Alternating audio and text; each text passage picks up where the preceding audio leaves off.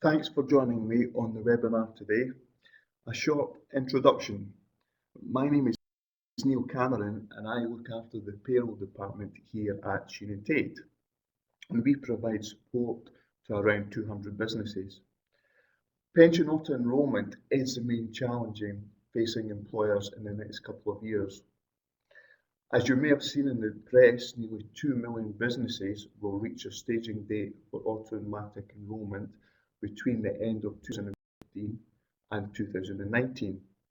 Therefore, it is important that you plan ahead and have processes in place. And during the webinar, I will provide you with an overview of automatic enrolment and the interaction with your payroll process. So under the new system of automatic enrolment, every employer in the UK is required to help more of their workers to save for retirement. People are living longer, yet too many people are not either saving enough or not saving at all for retirement. The new automatic enrolment rules will make it easier for millions more people to build up a pension fund. So, first of all, what is auto-enrolment? Well, automatic enrolment means that rather than having to actively choose to join a pension scheme, employees are put into one by their employer as a matter of course. If they don't want to be in the pension scheme, they must actively choose to opt out. And it's to encourage people to stay in pension saving. Employees cannot opt out of the scheme until they are enrolled into a scheme and a pension contribution collected. Secondly, who will it affect? Well, all UK employers who have eligible employees in the workforce will have an obligation to comply with the legislation. Qualifying employees can make the decision to opt out of the pension scheme. However, they must be re-enrolled into the scheme every 3 years or when they join a new employer. Next, when will employers have to do it? Well, large employers were required to comply from October 2012, and all employers will be phased into the scheme by 2019. Automatic enrolment duties come into force from what is known as your staging date, and you can find your staging date by entering your PYE reference into the tool on the Pension Regulator website. I've put the web page address just at the bottom of the slide that's on screen now. I would recommend that you check your staging date now, as you need to start to prepare for automatic enrolment 12 months before your staging date. Now, an employer has the option to postpone auto-enrolment for up to 3 months from your staging date. And if you decide to do this, you won't need to enrol any employees until the end of the postponement period. And this could be helpful for employers where the staging date falls over a period when seasonal staff are employed, for example, during the Christmas period. The postponement period can also be used for individuals, and it could be useful for new starts who are working in the probationary period. So you can choose to use the postponement period for your entire workforce when you hit your staging date, and then after that you can select to use the postponement period for individuals, so for when you have new starts as an example. And finally, who do you need to put into the pension scheme? Well, you must automatically enrol all staff who are aged 22 to state pension age, who are working in the UK, and who are earning over £10,000 per annum, and that's for the current 2015-16 tax year. Some staff who don't meet the criteria are able to opt into the pension scheme that you're using for auto-enrolment, and you must enrol these employees if they ask. So just before I go on and speak about payroll department responsibilities, the costs for the employer, and how your payroll software can help, I thought I would briefly highlight the compliance responsibilities. So before your staging date, there are various compliance responsibilities you must meet. Firstly, you need to have a qualifying pension scheme set up to accept contributions, and that could be your existing scheme, providing it meets certain criteria, but don't assume that your existing scheme does qualify. You will need to check this with your pension provider if you have an existing pension scheme in place. You must ensure that all eligible employees are automatically enrolled into the scheme at the appropriate time. You must of course be able to pay employer and employee pension contributions. And finally, you need to ensure that you can meet the new reporting requirements. For example, you must complete a declaration of compliance 5 months after your staging date. There are also records that you must keep for 6 years, which may be required by the pension regulator. There are penalties for non-compliance or for complying late, and these could be substantial. There are fixed penalties and also escalating fines depending on your number of employees. Now, an example on compliance and how the pension regulator is monitoring the position happened with a soft furnishings company. This company was due to register by 31st of July 2013, and the regulator issued a compliance notice when the company failed to register on time. There was then an investigation by the regulator, and it was discovered that some employees had been auto-enrolled late and pension contributions for some employees were not paid. Overall, the company had underpaid contributions by £143,000, which is a fairly substantial sum. The regulator did not apply penalties in this situation. However, they are not afraid to name and shame those who are not complying, and this is what they did in this case. Now, the company claimed that the difficulties came due to technical problems with the payroll systems, the departure of key members of staff at important points in the process, and they also had issues with the quality of data on employees when it was uploaded from their payroll to the pension provider. The regulator has suggested that businesses seek specialist advice and ensure that payroll systems are thoroughly tested in advance of staging dates to ensure that you comply with all the reporting requirements. Now, your payroll software is going to play an important part in ensuring that you can meet the compliance responsibilities. If you have not already done so, I suggest that you speak with your payroll software provider and ask how the software will be adapted to meet the auto-enrollment obligations from a payroll point of view. So if your payroll software will not be able to complete auto-enrollment tasks, then you will need to consider the options available, which could be to use third party to complete the auto-enrollment process, changing your payroll software, or investing in an add-on software package to your payroll software. Another alternative is to outsource the complete payroll function to a payroll bureau such as ourselves here at Sheeran Tate. The key element of the auto-enrollment process from a payroll point of view is the assessment of employees. And this assessment needs to take place each time you process your payroll to ensure that all employees who meet auto-enrollment criteria are picked up and auto-enrolled. Now, as an employer, if you're looking at your payroll department to include auto-enrollment requirements as part of the payroll process, I have identified the following 7 areas that your payroll software will need to undertake. So the software must be able to set up an existing or new pension policy as a qualifying pension scheme for automatic enrolment purposes. Consider how many pension schemes can be set up in your payroll. Is there limitations on this? There may be a limitation that you can only set up a maximum of 1 pension scheme within your payroll software. Next, you need to assess the workforce to identify eligible and entitled workers. During the payroll run, automatically enrol eligible job holders who are not already in a qualifying pension scheme based on their earnings at that point in time. And you don't want to be completing this task manually. plus you will have to complete the task on an ongoing basis and also for new starts. You need to be able to deduct employee and collect employer contributions through the software, also manage the opt-out, opt-in and postponement process, keep payroll-related records for each qualifying pension scheme and for each employee, and finally provide the pension provider with reports and information as required.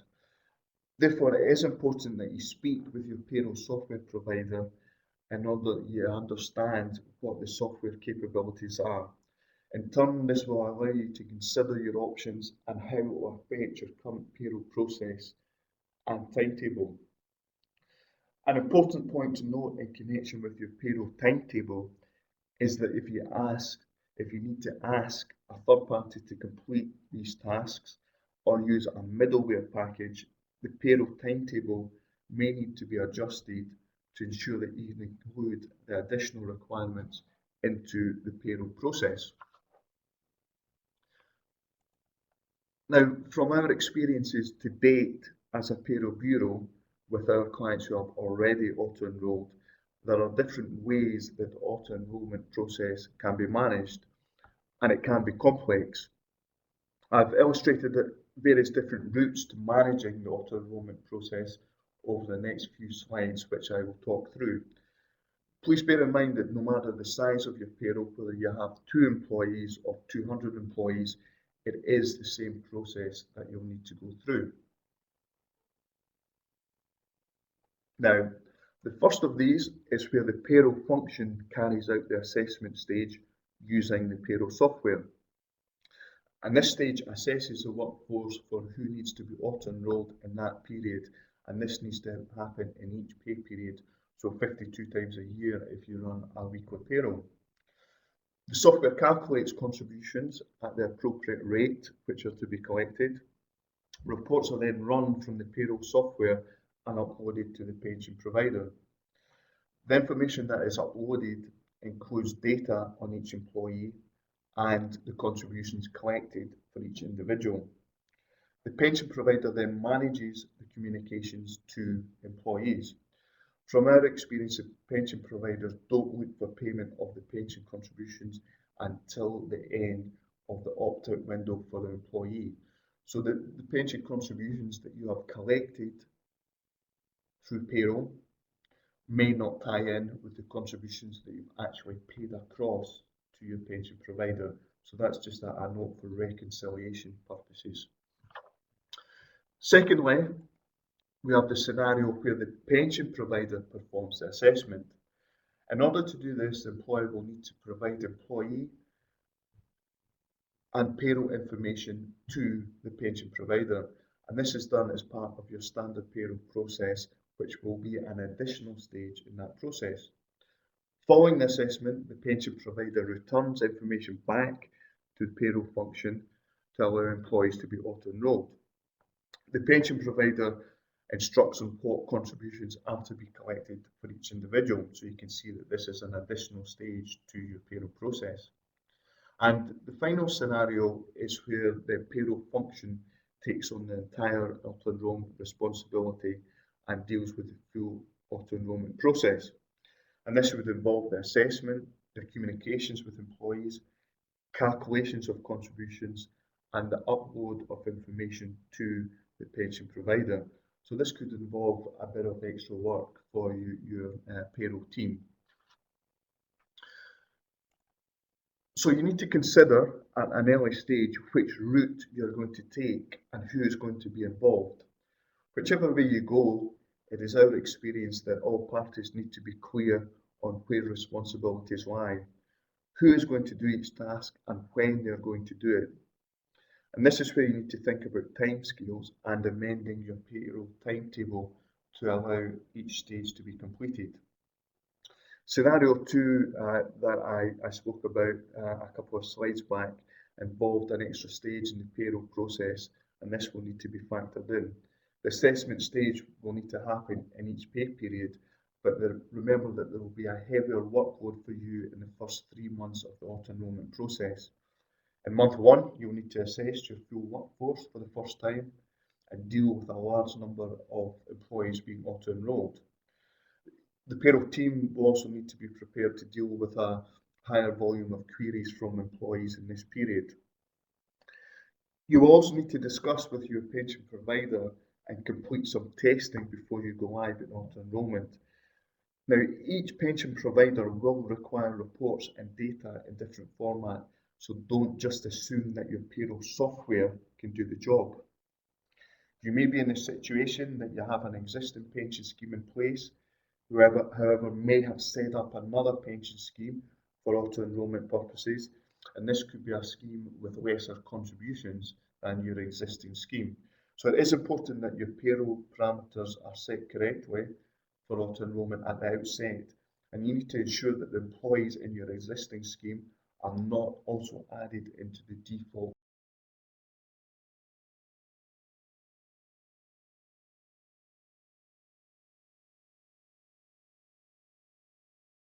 The cost of auto-enrolment. On the slide, you will see the minimum pension contribution rates, along with the date the statutory increase will take place. And it was announced in the 2015 autumn statement, the next two phases of minimum rate increases will be aligned with tax years. Therefore, rather than increases taking place in October, they will now occur in April of the following year. So you'll see that the contributions are being phased in over 6.5 years between October 2012 and April 2019. At the start, and this is where we are at the moment, the employee and employer will each contribute 1%, and this will continue until the maximum contribution of 8% is reached, which is 4% for employees, 3% for employer, and 1% in tax relief. So in addition to the employer pension contributions, there are also other costs that you will need to factor in. Your payroll software costs, the implementation and ongoing support. You may need to purchase an add-on to your existing software. You are likely to have pension scheme provider administration costs, and these could be one-off or ongoing costs. Think about your own organisation's internal time for staff resources and training, and then potentially other third-party costs such as outsourcing or middleware software, all depending on what route you would like to take. So in summary, in terms of planning and implementation, there are various key action points for employers. Firstly, nominate an internal contact to deal with the communications from the pension regulator. Consider who in your organisation is leading the automatic enrolment process, and consider if a project team is required. Auto-enrolment cuts across a number of different areas: HR, payroll, finance, IT department possibly, and from my experience you need to consider who is best to put on your project team. You must know your staging date. This is key because all your planning surrounds this date. Ensure that you have a qualifying pension scheme in place. If you have an existing scheme in place, speak with your pension provider and make sure that it does meet the automatic enrolment criteria.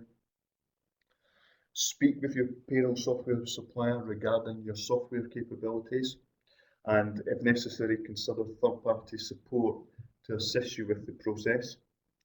Ensure that practical training is given to your employees who are involved with auto-enrolment. Your staff may be dealing with new software which they will need assistance with and training. Your pension provider is likely to offer practical training support in the first few months and perhaps on an ongoing basis. And from our experience, we would recommend that you take this up. And plan any changes to the payroll process and timetable to ensure that all obligations will be met in each pay period. Finally, the Department of Work and Pensions does have a plan in place that, if necessary, will bring a temporary halt to the automatic enrolment programme. And this would be to ward off any rapid increase in companies who will be hitting their deadlines to enrol staff and ease pressure on the pension providers. In effect, if the programme was unable to cope, there is a last resort procedure in place that would delay automatic enrolment for some businesses. However, I would suggest that you continue with planning and implementation around your staging date as it stands at the moment. Well, that's the end of the webinar. I hope you found it to be useful. If you have any questions, please do not hesitate to be in touch with me.